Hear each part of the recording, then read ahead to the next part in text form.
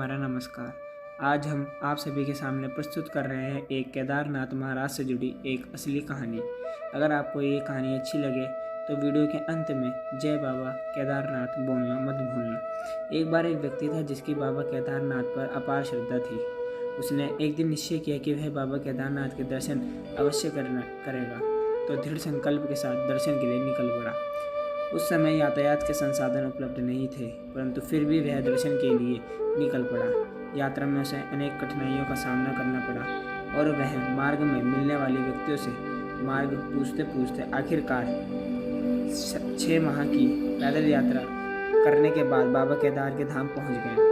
परंतु जब वह वहां पहुंचा तब तक कपाट बंद हो चुके थे। उसने पुजारी को सारी बात बताई कि किस प्रकार वह कठिनाइयों का सामना करके यहाँ तक पहुँचा है, परंतु पुजारी अब कुछ नहीं कर सकते थे, क्योंकि यदि एक बार कपाट बंद हो जाए तो दोबारा नहीं खोले जाते हैं। यह सब बात सुनकर वह व्यक्ति बहुत ही दुखी हुआ। पुजारी से विनती भी की, परंतु कोई फायदा नहीं हुआ।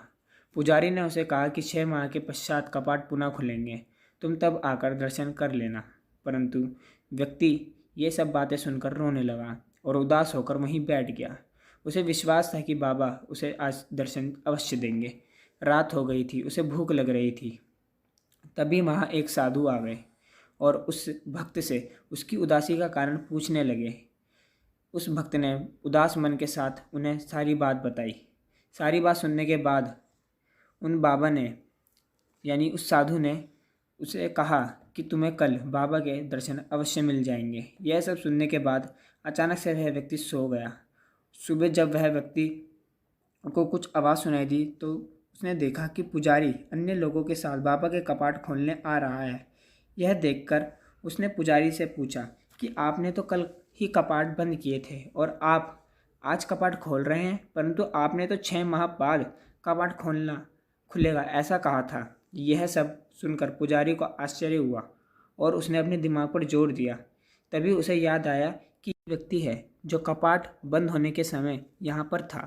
पुजारी उससे सारी बात पूछने लगे। तभी उस भक्त ने बताया कि उसे उस रात एक लंबी जटाओं वाले और एक हाथ में डमरू, एक हाथ में त्रिशूल और मृगशाला पहने हुए एक साधु ब्राह्मण ने दर्शन दिए थे और उसने उस भक्त को बताया था, कहा था कि तुम्हें कल दर्शन अवश्य हो जाएंगे। यह सारी बात सुनकर पुजारी ने उसे कहा कि असली शिव भक्त तो तुम हो।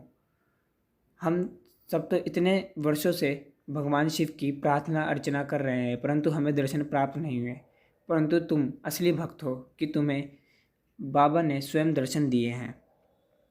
इस कहानी के वजह से केदारनाथ को जागृत महादेव के नाम से जाना जाता है। तो यह हम सब मिलकर बोलें जय बाबा केदारनाथ की। अगर आपको ये कहानी अच्छी लगे तो इस YouTube चैनल को सब्सक्राइब करें, लाइक करें एंड शेयर करें।